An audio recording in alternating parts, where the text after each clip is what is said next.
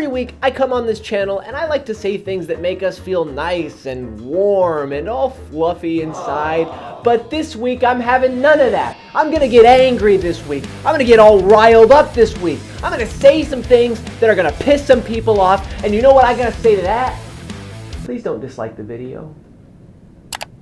No, the launch week of a game is a pivotal moment and can be the deciding factor in the perception of said game for years to come, no matter what the developers do to rectify the poor launch. We've seen bad launches completely cripple games and developers, and today I want to talk about the three main pitfalls that can lead to the destruction of a game. So today, let's look at the three main ways games can lose steam at launch.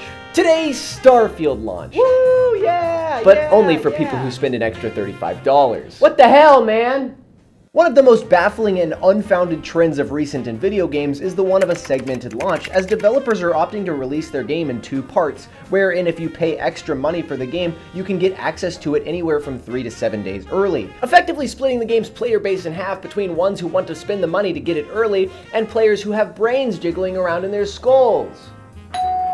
Oh, that must be my copy of Starfield. The implementation of a segmented launch is a lose-lose scenario for the players, as people who are patient miss out on the excitement around the initial launch week and are left with a deflated sense of hype when they finally get their hands on it themselves, while players who elect to purchase the game early may have no one to share their experiences with, as they are reluctant to push spoilers. The hype of a connected launch day, as seen with Legend of Zelda Tears of the Kingdom, can drive the sales of a game as clips get shared and a community is built. With Tears of the Kingdom specifically, the joy and the exploration shared between friend groups and on social media drove many more people to buy the game than might have originally, and by segmenting a launch, you entirely take away this shared experience. Well, anyways, at least you've got this cool Starfield patch, and I've got the perfect place for it.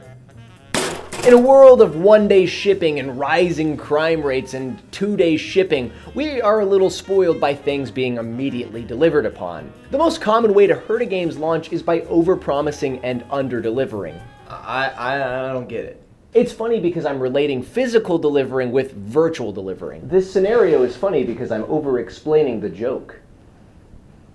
That's what makes it funny. As game development becomes a more competitive field, developers are pushed to promise the moon and deliver a couple cans of soda. But now even a couple cans of soda feels like a big ask, as pretty much every launch of recent overpromises and completely underdelivers. From Cyberpunk 2077 and its half-baked launch to the infinite space of No Man's Sky and its infinite boringness. While we have become accustomed to this over-promising, it still does hurt a game at launch to really under-deliver, and as reviewers push out their opinions, the disappointment often causes players to avoid a game entirely. Oh, what's that smell?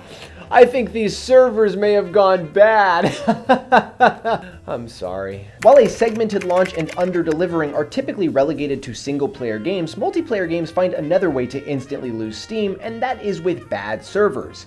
Ill-prepared servers at launch can utterly destroy a game's momentum, as players hopping on for the first time run into long queues and continual reboots. The new game Wayfinder is kind of going through this right now, as many people who paid to be a part of this early access beta have not been able to play the game at all due to poor server conditions. But one of my worst experiences came when Overwatch 2 launched. I and most other players expected the servers for Overwatch 2 to be ready to go immediately on launch, as Overwatch had been a well-established game and the player count for Overwatch 2 didn't seem to be a drastic spike, but my anticipation was immediately destroyed the day I hopped on and got a 4-hour queue. By launching with bad servers, you put a lot of players off of your game, both with frustration and disinterest. There are so many multiplayer games, and if one doesn't immediately get its hooks in you, then it's unlikely to become part of your rotation. It is critical that a game launches in a good state, as the launch of a game will forever determine the player's outlook on it. Games like No Man's Sky and Rainbow Six Siege have been able to recover from rocky launches, but only after a literal decade of good deeds. It is imperative to put your game in a good position from the start. And by recognizing these three pitfalls, a developer can better prepare for success.